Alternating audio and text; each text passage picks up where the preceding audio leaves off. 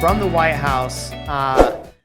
So typically when you think of a recession, they say a recession is 2 consecutive quarters with falling real GDP constitutes in a recession. Now they're trying to change that definition because they're saying, so instead, both official determinations of recession economic assessment of economic activity are based on a holistic look at the data, including the labor market, consumer and business spending, industrial production, and incomes. Based on the data, it is unlikely that a decline in GDP in the first quarter of this year, even if followed by another GDP decline in the second quarter, indicates a recession. What are your thoughts on this, especially being I don't want to get political, but is this more of a move because it's an election year, or I don't know. What are your thoughts on this, Kevin?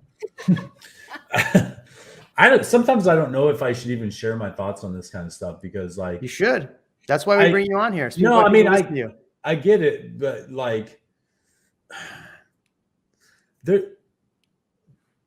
say what you want to say about whether you agree with one person, one side or the other. I don't care if you're conservative or liberal, Republican, Democrat. I don't care. If any other White House was saying stuff like this, there would be massive backlash. Okay, we're just going to change the definition or alter the definition a little bit based on what we think we want to have happen at the moment.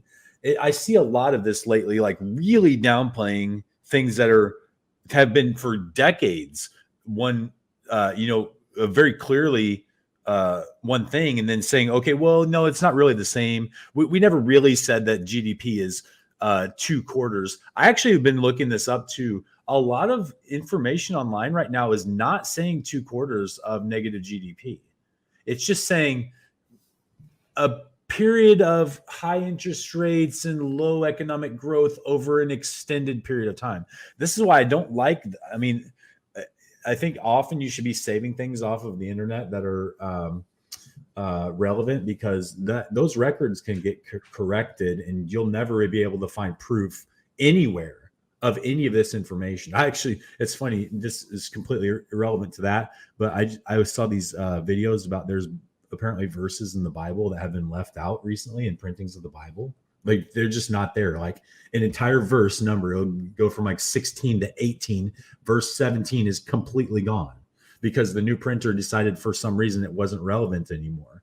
And I'm like, that's really, really odd to me. But I know in the internet, they've been doing this for a long time. Actually, the Democratic Party years ago, back in 2015, started, and again, I'm not dogging on one thing or the other. This is just a fact.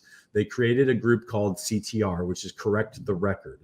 It's the only purpose of CTR is to go scrub the internet and change things that they think are inaccurate, meaning they don't agree with it. It's not an accurate thing. So they're just going to remove it from the internet to correct the record. That's their full-time job.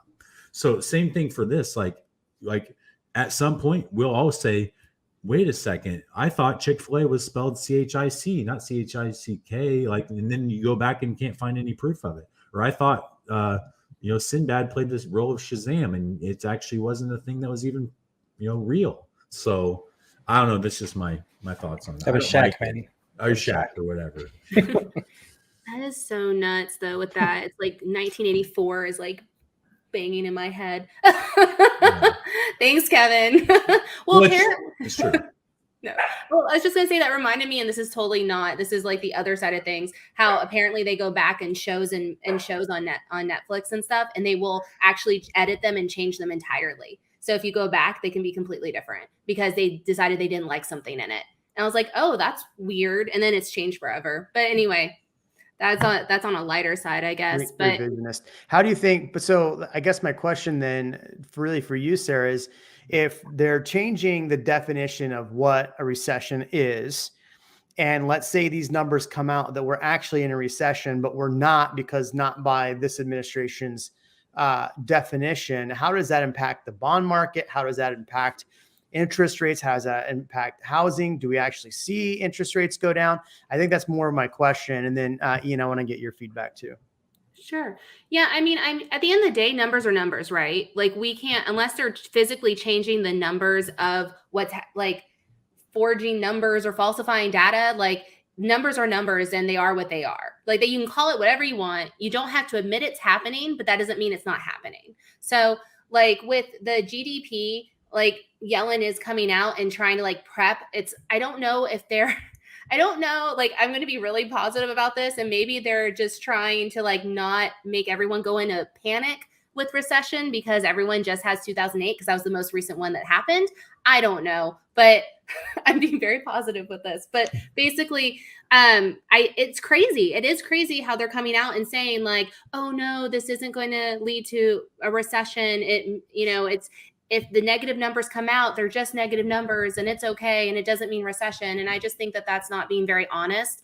Some things I read said it's just to mitigate, fear and panic. I don't, and that could be the case. But historically, we have never had, every time that we've had 2 quarters of negative GDP, there has been a recession, period. In the whole history that we've ever measured this, you can look it up. If we have 2 quarters of negative GDP, we are in a recession or gone into a recession. And we can only go off of the historical data, right? We can only go off of previous experience. So the numbers, the data, they are what they are. And if you don't have to admit it, but it's still happening. That's my opinion. And that's what bond market looks at. They look at the actual data. Yeah. What are your thoughts, Ian? To quote this guy who's pretty controversial on the internet, he says, this is not saying, you're for or against him or anything like that, but he says, facts don't care about your feelings. You know who that guy is, yeah? Everybody knows who that guy is? I'm aware.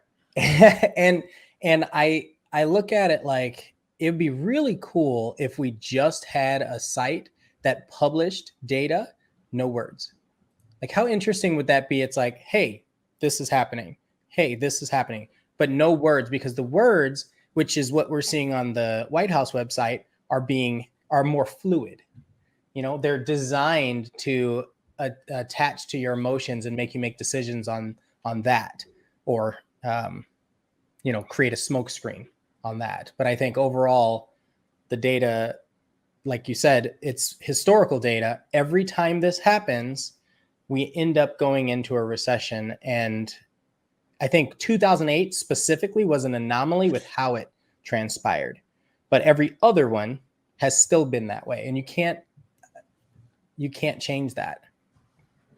I think just being prepared for it is also being prepared for it. And then looking at, who our current population of buyers and sellers and money movers are. That could be a factor. But the numbers still don't lie. Can I share my real thoughts on it after having this thought for the last 2 weeks and watching our markets move? Let me tell you really. Yeah. You know who's responsible for the shitty state of our economy are the market makers. 100%. The reality is the market makers are the ones that are driving the shitty activity. They're shorting companies. They're using the volatility in our market to create opportunities for themselves to gain wealth. And they are responsible for putting us in the situation that we're in right now. There's no way around it. If you really want to look at it, if you were to let companies trade as they will, if you're let the consumer, like we as consumers, I believe are not fearful and negative. We're cautious, but we're still investing in the things that we want to invest in. We're still buying cryptocurrency. We're still buying cars. We're still working. We're still buying homes. We, as the public, the general public, are actually really doing what we're supposed to do as good consumers, good citizens, supporting the economy, going to work, doing all these things. The market makers are the ones that say like, let's short the shit out of Tesla right now and drive down the entire market. Those are the people that are creating this fear. And you can't tell me that that's not done on purpose to create this volatility for them to make more money. Thanks for watching this short of the Real Amigos podcast. For more live streams, hit here. For more clips, hit here. We'll catch you on the next one.